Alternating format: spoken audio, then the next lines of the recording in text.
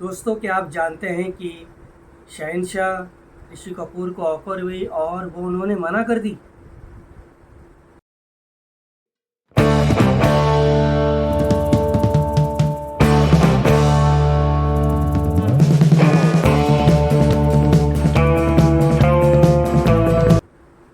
नमस्कार दोस्तों, सिने ब्लूज के नॉस्टैल्जिया में आप सबका हार्दिक स्वागत है। आज हम बात करेंगे शहंशाह की और इससे ऋषि कपूर का क्या रिश्ता है। ये कहानी क्या है कि ऋषि कपूर ने शहंशाह ऑफर हुई थी और उन्होंने मना क्यों कर दी। तो हुआ यूँ, किस्सा ये है कि एक दिन टीनू आनंद को अमिताभ के यहाँ से बुलावा आया और उन्हें मैसूर बुलाया गया। टीनू आनंद मैसूर पहुँचे। टीनू आनंद शहंशाह के डायरेक्टर प्रोड्यूसर।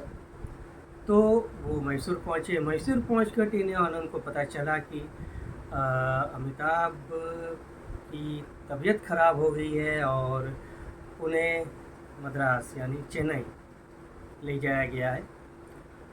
और हुआ यूँ था कि अमिताभ बच्चन के गले में कुछ फंस गया था और इसके कारण उनकी तबीयत ख़राब हुई थी। और ये एक ऐसी बीमारी थी जिससे शरीर के मांसपेशियों के कुछ हिस्से ख़राब हो जाते हैं, फिर वो आगे जाके काम नहीं करने लगते हैं। ये इस बीमारी की शुरुआत थी और ये बीमारी अमिताभ को हुई है।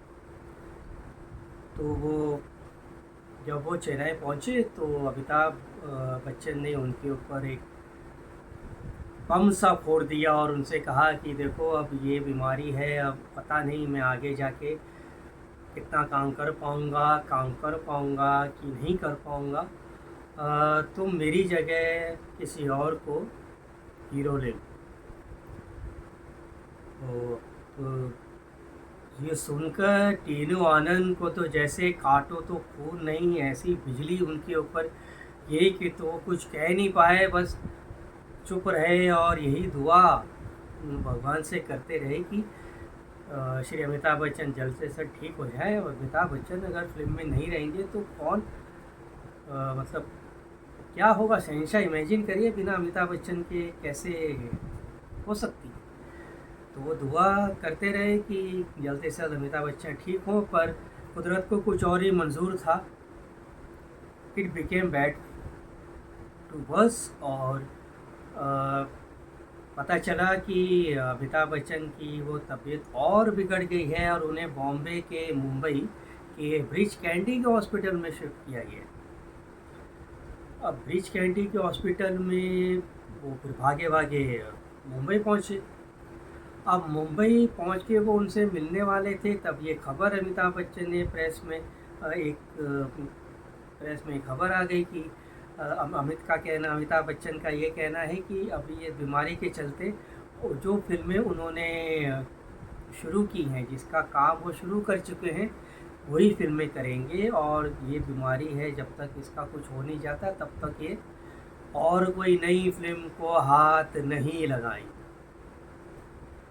अब टीनू आनंद के ऊपर ऐसी मार पड़ी, सब कुछ तैयारियां हो चुकी हैं, लोगों को एडवांस के चेक दे दिए गए हैं, साइनिंग अमाउंट हो चुका है। अमिताभ बच्चन को साइनिंग अमाउंट दे दिया जा चुका था और इस फिल्म में डिम्पल कपाड़िया भी को भी साइनिंग अमाउंट दे दिया गया था। हाँ, पहले इसमें डिम्पल कपाड़िया थी मीनाक्षी शेषाद्री से पहले।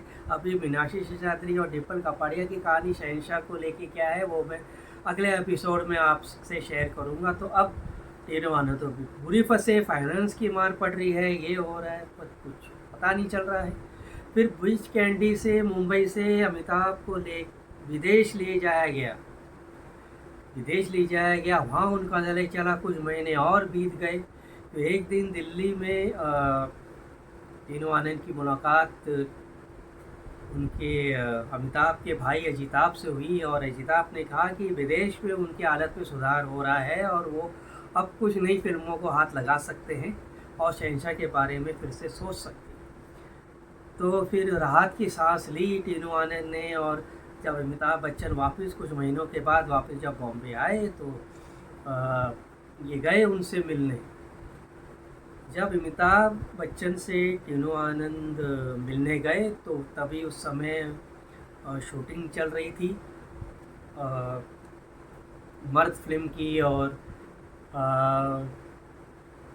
उस शूटिंग के दौरान लंच ब्रेक था। लंच ब्रेक में अमिताभ खाना खा रहे थे, टीनू आनंद पहुँचे और अमिताभ ने कहा कि आप भी आ जाइए मेरे साथ खाना खाने के लिए। और इतने परेशान थे टीनू आनंद, और इतने वो दौर से गुज़र रहे थे कि उनसे ना हाँ कहाँ गया ना कहाँ गया, वो बस खड़े रहे। और अमिताभ ने अपने जैसे तैसे खाना ख़त्म किया और फिर उन्होंने टीनू आनंद को एक सलाह दी कि भैया एक काम करो, तुम मुझे गेस्ट हीरो ले लो, गेस्ट अपीयरेंस में मुझे रख लो और किसी और को हीरो ले लो।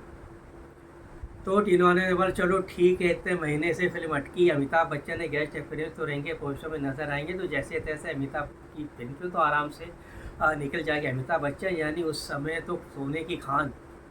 तो उन्होंने बोला चलो ठीक है। अब वो बोले कि चलो अब मैं किसके पास जाऊं, तो उनकी ऋषि कपूर से उनके साथ काफ़ी अच्छी दोस्ती थी, तो उन्होंने कहा ऋषि कपूर मना नहीं करेंगे। फिर उन्होंने ऋषि कपूर कहानी में हेर फेर की और जैसी कहानी थी ओरिजिनल जो उन्होंने अमिताभ को सुनाई थी उसमें चेंजेस करके ऋषि कपूर वो कहानी सुनाई। तो ऋषि कपूर ने कहानी सुनी है, उन्होंने कहा भैया मैं ये मेरे बस की बात नहीं है, मैं तो नहीं कर पाऊँगा ये फिल्म। भागे भागे टीनू आनंद फिर पहुँचे अमिताभ बच्चन के पास और उनसे कहा कि भैया कहाँ करूँ मैं, भाई ऋषि कपूर मना कर रहा है। तो श्री अमिताभ बच्चन को आखिरकार उन पर दया आ गई और उन्होंने कहा भैया एक काम कर, तू यहाँ मत भाग और मैं तेरी फिल्म करूँगा। तो इस तरह से शहंशाह की शुरुआत हुई। इस दौर से पहले बीमार हुए, फिर ऋषि कपूर के पास ऑफर गई, ऋषि कपूर ने मना किया, उसके बाद ये फिल्म शहंशाह बनी और जब बन के बाहर आई तो उन्होंने एक इतिहास कायम किया। आज शहंशाह के 37 साल शहंशाह के हो चुके हैं और ये बहुत बड़ी ब्लॉकबस्टर हुई। और ये मानना पड़ेगा कि उस समय शहंशाह रिलीज़ हुई थी, उस समय जिस समय अमिताभ बच्चन के ऊपर बोफोर्स का कांड का पूरा ठीकरा उनके सर पे फूटा था और बहुत सारे एजिटेशन चल रहे थे उस समय। उनके पोस्टर पे कालीन पोती जा रही थी, एक जगह उनके फैंस उनकी टिकट फिल्म देखने के लिए लाइन लगा रहे थे, लंबी लंबी कतारें लगी थी उस फिल्म को देखने के लिए। और कई जगह उन्हें प्रोटेस्ट चल रहे थे, पूरी पुलिस प्रोटेक्शन के साथ, एल्सेशन कुत्तों की स्क्वाड के साथ मराठा मंदिर में ये फिल्म का फर्स्ट डे का प्रीमियर हुआ था, पूरी पुलिस प्रोटेक्शन के साथ। और पूरी पुलिस प्रोटेक्शन के साथ इस फिल्म को विनर हुआ और मराठा मंदिर के थिएटर्स में लोगों की सिक्योरिटी चेक करके अंदर जाने दिया गया था। ये ऐसी खबरें हैं उस समय की। बहुत बड़ी ब्लॉकबस्टर हुई और अमिताभ बच्चन सही मायने में बॉलीवुड के शहंशाह साबित हुए। आज भी वो बॉलीवुड के बेताज बादशाह वो शहंशाह हैं और वो जो डायलॉग है वो आज भी हम सब की ज़बान पे सड़ चढ़ के बोलता है और अमिताभ बच्चन पे एकदम सही बैठता है, और वो है रिश्ते में तो हम तुम्हारे बाप, नाम है शहंशाह। तो ये थी शहंशाह की कहानी। अमिताभ बच्चन कैसे ना करते करते इस फिल्म में आखिर उन्होंने काम किया, ऋषि कपूर ने इसे रिजेक्ट किया और कैसे ये इतिहास बने रहेगा सिने ब्लूज़ के नॉस्टैल्जिया में। हम फिर कोई कहानी, ऐसे कोई दिलचस्प किस्से लेके आपके सामने आएंगे। तब तक के लिए खुश रहे, आबाद रहे और मैं आपका अपना शालोरमा आग से आज्ञा चाहूँगा। ख्याल रखें अपना और अपनों का। Goodbye, thank you.